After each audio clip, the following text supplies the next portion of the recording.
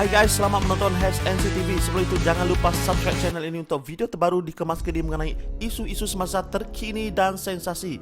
Jangan lupa share video ini untuk manfaat bersama. Mengapa Pulau Pinang dikecualikan dari fasa 2 PPN? Lim Guan Eng hari ini meminta kerajaan menjelaskan mengapa Pulau Pinang dikecualikan daripada 5 negeri yang dibenarkan memasuki fasa 2 Pelan Pemulihan Negara PPN. Berdasarkan sains dan data, kata bekas Ketua Menteri itu adalah tidak logik bagi Pulau Pinang untuk tidak memasuki fasa kedua PPN pada 5 Julai ini bersama Kelantan, Terengganu, Pahang, Perlis dan Perak. Menteri Pertahanan Ismail Sabri Yaakob dan Menteri Kewangan Tengku Zafrul Abdul Aziz perlu menjelaskan mengapa Pulau Pinang dikecualikan daripada fasa 2 PPN ketika Pulau Pinang telah menunjukkan prestasi yang lebih baik pada beberapa nilai ambang yang ditetapkan berbanding Pahang. Katanya, Lim yang juga ahli Parlimen Bagan menegaskan pun begitu dia tidak ada halangan untuk Pahang dibenarkan memasuki fasa 2 PPN. Katanya lagi, tetapi isu kontroversi di sini ialah mengapa Pulau Pinang tidak dimasukkan sama. Antara nilai ambang yang ditetapkan adalah purata 7 hari kes COVID-19, kapasiti ICU dan kadar vaksinasi. Sebagai contoh, pada 3 Julai Pulau Pinang tidak mencatatkan kematian berbanding 5 di Pahang. Pulau Pinang mencatatkan 142 kes baru berbanding 200 di Pahang.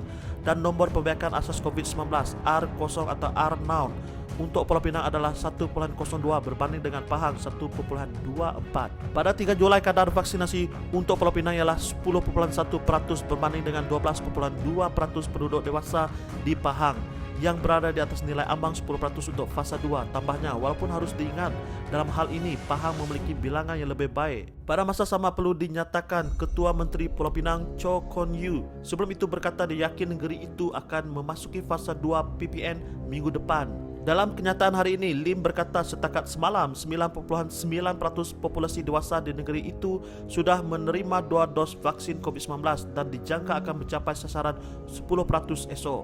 Dengan pencapaian ini, kami berharap Majlis Keselamatan Negara MKN mempertimbangkan agar Pulau Pinang dapat bergerak ke fasa 2 PPN tidak lama lagi, katanya. Namun masih belum jelas mengapa Lim dan Chow mengeluarkan kenyataan yang berbeza mengenai perkara yang sama. Semasa membuat pengumuman semalam, Ismail Sabri berkata kerajaan akan terus memantau indikator di 5 negeri terbabit untuk melihat tanda-tanda kemajuan ke fasa ketiga selain situasi di negeri-negeri lain yang masih berada di fasa pertama. Lim berkata kerajaan PN harus mengakui pendekatan berpusat gagal menghasilkan hasil yang diingini, justru mereka harus memberi peluang kepada kerajaan negeri dan anggota parlimen untuk menguruskan COVID-19 di kawasan masing-masing.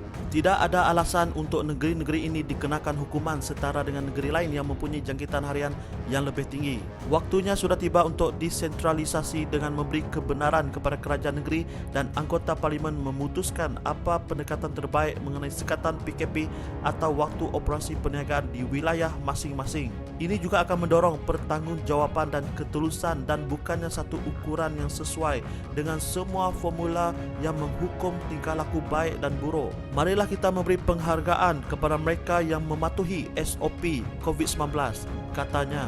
Rakyat di negara ini nilai sendiri. Suara rakyat, suara keramat. Sekian dari HNCTV, terkini dan sensasi.